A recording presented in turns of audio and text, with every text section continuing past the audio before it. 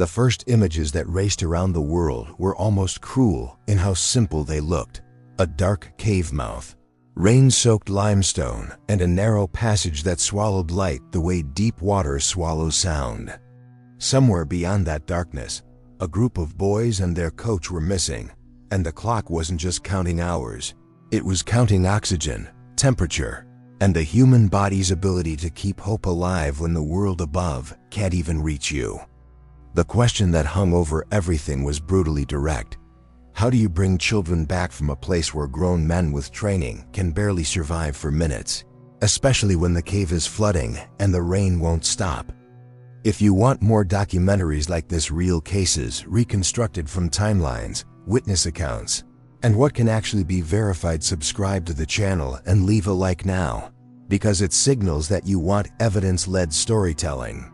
And it helps these episodes reach the people who watch all the way through instead of clicking away at the first hard detail.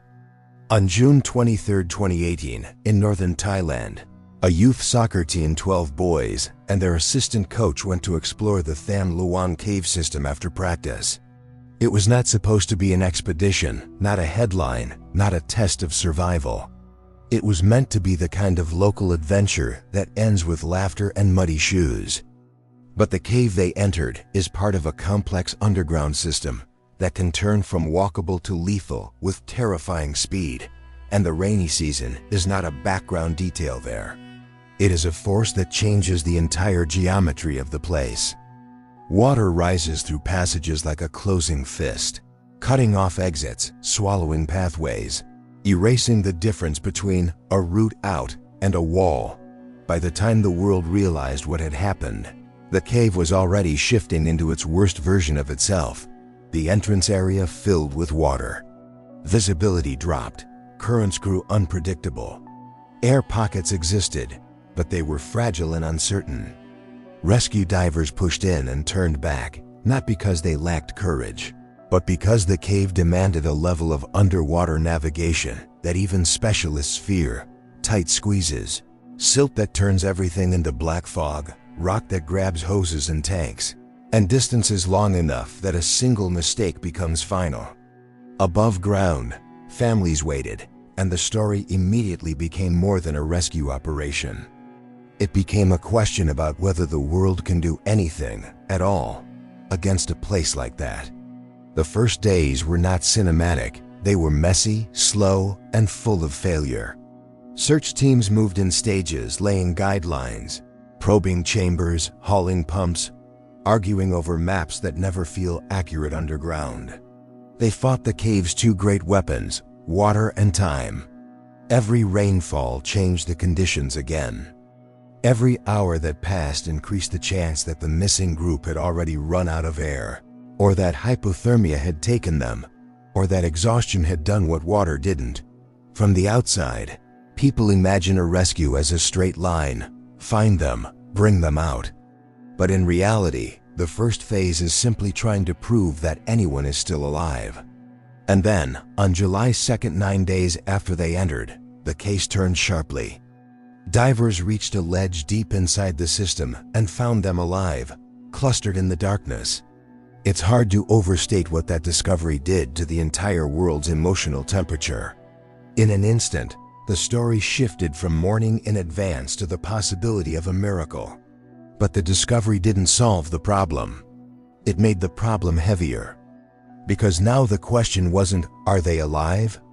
The question became, how do you get 13 people out through flooded, narrow, twisting passages, when some of them are children who cannot dive, cannot see, and cannot fully understand what will be asked of their bodies? At this point, you can feel why so many people use religious language for this story. Survivals like this press on the human instinct to look for meaning. Some call it luck. Some call it the triumph of teamwork. Some call it God. The truth that we can say without exaggeration is this: the conditions were so bad that even experts described the extraction as one of the most dangerous cave rescues ever attempted. There was no safe option. There were only options that might work and options that would almost certainly fail. Rescue leaders faced an almost impossible decision tree. Waiting for the water to fully recede could take months, and the boys were already weakened. Drilling a new shaft through the mountain sounded heroic, but geology doesn't care about heroism. And drilling into a cave you can't precisely locate is like trying to hit a moving target you can't see. Teaching children to dive through black, flooded tunnels seemed unthinkable, yet the tunnels were the only existing path. Every plan had a shadow side, and every shadow side had the same shape. Someone could die. What the public did not fully grasp at first was that the rescue was already costing lives and risk, even before the extraction began. Volunteers and divers spent hours in submerged passages, carrying tanks, placing ropes, moving supplies, pushing their bodies to the edge in darkness that punishes panic. In operations like this, the line between rescuer and victim is thin, and the cave does not discriminate. The story that many people remember as a miracle is also, quietly, a story about the price of attempting miracles in the real world. And this is where the episode's central question comes into full focus. Was this survival a miracle because something divine intervened, or because human beings, under pressure, made a chain of brilliant, desperate decisions and refused to accept that the cave had the final word? The answer depends on what you believe about meaning, but the records can show us the timeline of choices, the constraints, and the moments where everything could have collapsed. Because in the next part, we have to enter the most difficult phase of the story: the extraction plan itself, how it was designed, why it was chosen, what it demanded from each child, and what happened in the days when the world watched a mountain and waited for a single piece of news that would either become history or become heartbreak. The moment rescuers confirmed the boys were alive, the story stopped being a search and became a negotiation with death. Because now every hour had a face attached to it, and every decision could be measured in 13 heartbeats. The boys were deep inside the cave system, beyond stretches that were fully submerged, in chambers where they could breathe, but could not walk out. And the route between them and daylight was not a hallway. It was a sequence of flooded choke points that forced anyone moving through them to become, for long minutes at a time, a creature that could not breathe air. The central question turned from, can we reach them, to can we move them?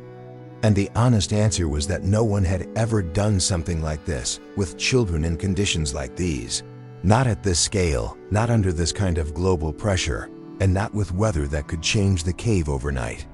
On paper, there were only a handful of options, and each one carried its own nightmare. Waiting out the rainy season sounded rational until you pictured months of confinement, weakening bodies, infections, dwindling supplies, and the psychological collapse that can happen when you realize you are trapped and the outside world might not be able to reach you in time. Drilling a rescue shaft sounded heroic until you understood how uncertain it was, because a mountain doesn't offer clear guidance. And drilling down into a complex cave network is a gamble that can miss by meters and still be fatal. Using pumps to lower water levels helped, but pumps can't change the entire geography of a cave quickly enough when the sky keeps refilling the system. The only route that actually connected the chamber to safety was the same route that had become nearly unpassable: the underwater passages. This is the point where the story starts to feel like a miracle to people. Not because a supernatural event happened in front of cameras, but because the rescue required a chain of decisions that seemed impossible to accept, and yet those decisions were made anyway. Specialists, experienced cave divers knew the hard truth. Extracting the boys meant taking them through submerged sections where visibility could drop to nothing, where narrow spaces could trap them, where panic could turn an already lethal environment into a certainty. Children do not respond to these spaces the way trained divers do. A trained diver can regulate breathing, manage fear, and obey a plan even when the body is screaming to bolt. A child might fight, tear off a mask, flail in a tunnel too narrow for a second person to pass. In a normal rescue, you teach the victim how to participate in their own survival. Here, participation could be the greatest risk. So the plan that emerged was, in a sense, a plan built around minimizing unpredictability. It relied on expert divers guiding each boy one by one through the flooded tunnels, with each child fitted with equipment and escorted through a route that would take hours per group and demand perfect discipline from everyone involved. It is difficult to describe the emotional weight of deciding to do this, because it feels like asking a child to enter death's domain with the promise that if they follow the rope, they might come out reborn into light. In stories of faith, this is the moment where people imagine prayer as a kind of invisible infrastructure holding the operation up. In stories of human courage, this is the moment where people imagine expertise as a kind of sacred craft. The truth is that both were present. The public prayed, the rescuers trained, and the cave remained indifferent. What made the extraction even more urgent was not only the boys' condition, but the cave's instability. Rainfall could raise water levels and erase the already narrow margin for error. Every day, rescuers had to fight the cave back into a shape where a rescue was possible at all. Pumps ran constantly, teams diverted water from the mountain, and volunteers worked in exhausting shifts to keep the water from winning. The cave was not just a location. It was an opponent with a rhythm of its own. And then there was the human factor inside the chamber. The boys had survived because they found a place above the waterline, because they conserved energy, because they had each other, and because supplies began reaching them. But survival inside a cave is not simply being alive. It is fighting fear in the dark, enduring cold, keeping wounds clean, keeping the mind from collapsing into hopelessness. This is where the role of the coach becomes central in many retellings. A steadying presence, someone who could organize the group, manage panic, and keep the boys functioning as a unit rather than as 13 separate emergencies. People interpret that role in different ways. Some see leadership and discipline. Others see grace under pressure. Still others see something divine in the way order holds when it should dissolve. The extraction timeline had to be staged because the cave would not allow mass movement. One by one, small groups would be taken out, and each exit would be its own mini-odyssey through darkness, water, rock, and air. Above ground, the world watched the entrance like it was a portal, and every update became a global pulse. But what the world could not see was the scale of coordination required to make a single extraction possible. Divers positioning oxygen tanks along the route, lines laid and relayed, communication protocols in a place where radios don't work, medics waiting at key points, and a constant evaluation of the boys' physical and mental readiness. Each child had to be strong enough to endure transport, yet moving them too late might be the same as not moving them at all. This is also where the story confronts one of its most difficult moral realities. In high-risk rescues, leaders sometimes have to accept that success may come with casualties. Not because they want it, but because the environment demands it. The cave rescue became famous partly because it succeeded so widely, but the truth is that before it succeeded, many involved understood that someone might die, perhaps even one of the boys, and that the attempt might still be necessary. This is the kind of detail that makes a miracle feel like a miracle when it works, because it reminds you that success was not guaranteed, and that the line between triumph and tragedy was thinner than most viewers can tolerate imagining. And then, once the plan was chosen, the operation began, and the cave asked the question it always asks: can you do it again and again, without making a single unrecoverable mistake? Because in the next part, we have to follow the extraction itself, the first boys taken out, the methods used to keep them safe, the moments of fear and near failure, and the reason people around the world started calling the outcome something more than skill. Part 3 of 4.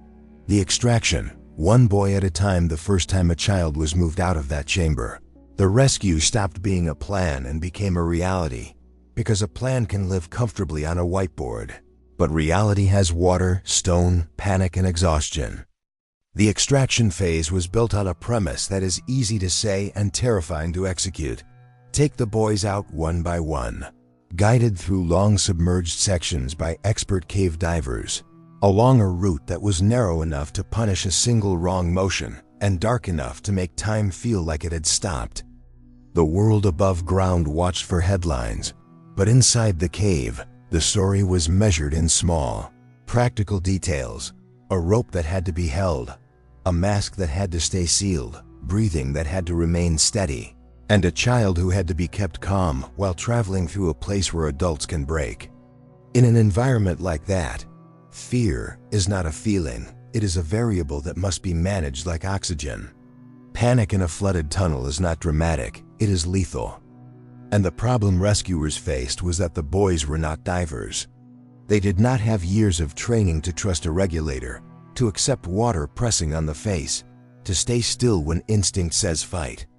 So the extraction became as much psychological as physical. Keep the boys from resisting. Keep their breathing controlled. Keep their movement predictable enough that the divers could navigate the route without sudden chaos. This is one reason so many people later describe the outcome as miraculous. When the variables involve children and submerged tunnels, the margin for error is not small. It is almost non-existent. The timeline of the rescue unfolded in stages, and every stage carried its own tension. The first group coming out was not only a victory, it was proof that the method could work at least once. But it also created a new pressure. If it can work once, it must now work 12 more times, and the cave does not get easier simply because you have succeeded the first time. The divers had to repeat the same dangerous journey again and again, pushing through flooded passages, feeling the drag of current, navigating tight squeezes, and managing the heavy fatigue that accumulates when you do high-risk tasks in a place where you cannot fully rest. Above ground, teams moved like an organism around the entrance. Pumps ran constantly to reduce water levels, volunteers managed logistics, and medical staff waited to treat the boys the moment they emerged, because the fight didn't end at the cave mouth. Many of the boys were weakened from days underground. Their bodies had been stressed by cold, limited food, limited movement, and emotional strain. Pulling them out into daylight was a relief, but it also meant immediate medical care, warming, hydration, and monitoring for complications. Survival in a cave doesn't always look like healthy. It can look like alive, but fragile. And in this case, the goal was not simply extraction. It was to bring them out alive without triggering a secondary crisis outside the cave. The rescue also carried an emotional paradox that made it feel almost spiritual to those watching. The world was holding its breath, yet the operation demanded calm. It demanded that divers treat the extraordinary as routine, that they move through danger with controlled, repeatable steps, because emotion is expensive in an environment where air is limited and time matters. For many people of faith, this calm was interpreted as a kind of grace, as if something larger was steadying the hands of the rescuers. For those who focus on human skill, it was a testament to training and discipline under pressure. The truth is that both interpretations can coexist without contradicting the documented reality.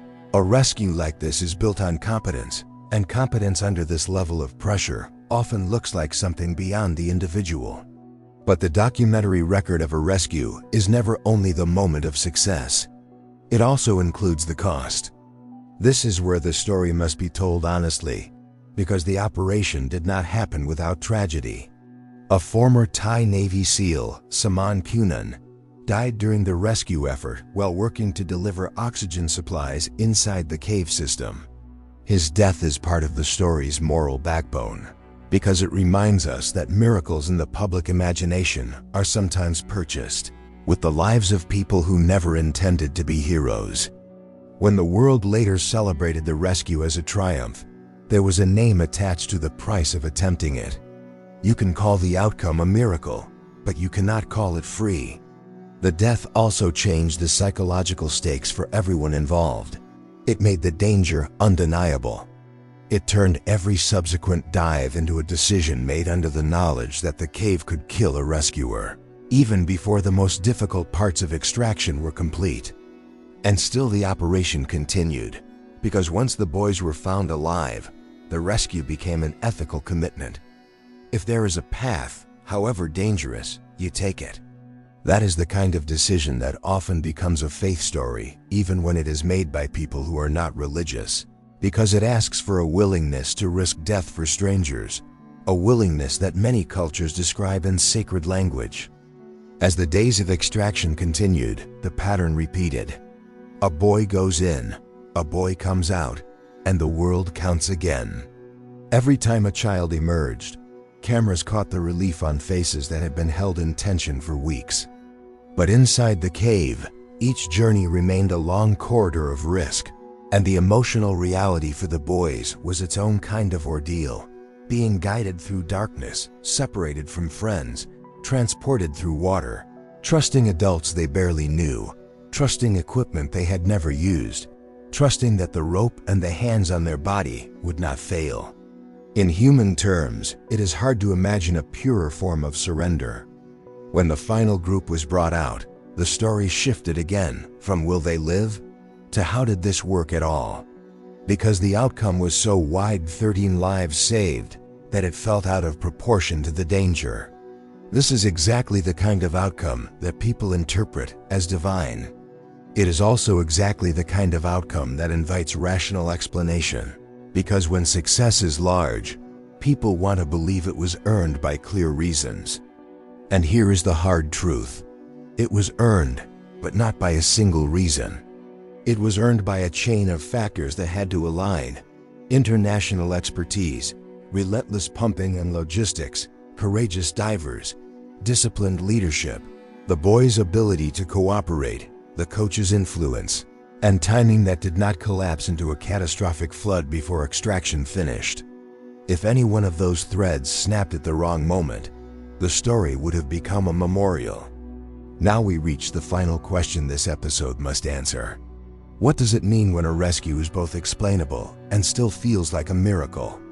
What do we do with an outcome that can be traced through human decisions and still lands on the heart as something beyond human control? In the final part, we'll put the case into the framework that defines this series. What is documented? What is plausible? What is belief? And what remains emotionally and ethically inexplicable even when the timeline is known? The rescue ends on paper the moment the last boy crosses the cave mouth and the darkness releases its grip. But a documented case doesn't truly end there, because the meaning people attach to it is part of the record too. When the final child emerged, the world reacted the way it always reacts when a story breaks the expected pattern. It called it a miracle. Some people meant that word literally, as in divine intervention. Others meant it culturally, as in a result so improbable that it feels wrong to describe it with ordinary language. And if you want to understand why this episode belongs on a channel about miracles and mysteries, you don't need to force one interpretation over the other. You only need to look at how many points of failure existed, how many times the timeline could have collapsed into tragedy, and how, against that weight, the outcome still held. If you pull the story apart into its documented components, you can see why the rescue is both explainable and still emotionally difficult to accept as just a chain of human decisions. There was the geography of the cave, which was not merely inconvenient but actively hostile, with submerged sections, tight passages, and silt that could turn visibility to zero in seconds. There was the weather, the rainy season that made the cave a moving target, reflooding passages and shrinking the window for action. There was the sheer logistical challenge of sustaining a large, coordinated effort at a remote site, with pumping operations running constantly and teams rotating to keep the cave from winning by exhaustion alone. There was the international convergence of expertise, because not every rescue environment has access to people who have done this kind of diving under pressure. There were the boys themselves, whose survival depended on discipline and cooperation in a place designed to produce panic. There was the coach, whose role in maintaining calm and structure, however you interpret it, mattered because a group can either become 13 separate emergencies or one unit with a shared purpose. And then there was the most terrifying part, The extraction method, repeated again and again, in an environment where one mistake can be irreversible. This is where miracle becomes more than a religious word. It becomes a way of naming the difference between theoretical possibility and lived improbability. Yes, it is possible to move people through flooded cave passages with trained divers, oxygen caches, guidelines, and stage support. It is possible to pump water, redirect flow, coordinate teams, and build a rescue corridor through chaos. It is possible in theory to do all of that with children. But possibility is a wide category. Most possibilities never occur. Most operations with this many risk points don't finish with the numbers people hope for. When 13 lives come out of a place like Tham Luang, the word miracle is what people reach for because they don't have a better word for an outcome that feels out of proportion to the danger. At the same time, a documentary has to respect the cost, because calling something a miracle can accidentally erase the sacrifice that made it possible. This rescue did not happen in a vacuum of good fortune. It involved people who went into lethal conditions repeatedly, knowing that the cave could claim them, and in fact it did. The death of a rescuer is not a side note. It is a reminder that success was not guaranteed, and that survival stories can include grief even when they end in relief. In many faith traditions, sacrifice is part of what gives a miracle moral weight. In a secular frame, sacrifice is part of what makes an improbable success ethically meaningful. Either way, if you tell this story honestly, you don't flatten it into a feel-good montage. You hold the triumph and the cost in the same hand. So what remains mysterious once the timeline is known? Not the mechanics, but the alignment. The question that lingers is why the window didn't close before they got to the boys, why the rains did not surge at the wrong moment, why panic did not become fatal inside a narrow passage, why a plan that sounded unthinkable did not collapse under the sheer complexity of executing it. You can explain each piece, but the fact that all the pieces held together is what people experience as something beyond explanation. That feeling is not irrational. It is a human response to rarity and risk. And in that sense, the miracle is not only that the plan worked. The miracle is that enough people refused to accept failure and enough variables aligned to make impossible behave like done. That is the takeaway this case leaves you with, and it is the reason it belongs in this series. Some miracles are flashes of the impossible, a single moment where a body survives a fall or a heart survives a trauma. Others are slow miracles, built minute by minute through discipline, courage, and a kind of collective stubbornness that refuses to let the worst ending write the final line. The Thailand cave rescue is a slow miracle, whether you frame it as God's hand guiding events or as humanity at its most coordinated and brave. Either interpretation recognizes the same truth. The world watched the edge of tragedy, and 13 lives came back.